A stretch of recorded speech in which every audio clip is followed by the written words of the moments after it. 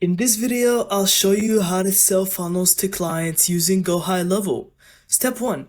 Understand your client's needs.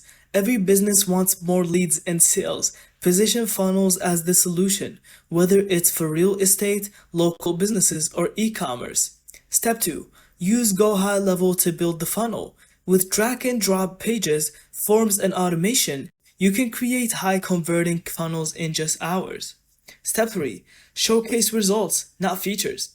Instead of just saying, I'll build you a funnel, explain how it will capture leads, send automated follow-ups, and drive real revenue. Step 4. Build funnels with automation. Offer a complete package, funnel plus email plus SMS follow-ups. This makes your service more valuable and harder to replace. Step 5. Sell on ROI. Position your funnels as an investment. If the client spends $500 and makes back $2,000 in sales, it's a no-brainer. By selling funnels through GoHighLevel, you'll not only close more deals but also create recurring revenue as clients stay for the long term. And thank you so much for watching. I hope you found this video helpful. Don't forget to leave us your thoughts in the comments.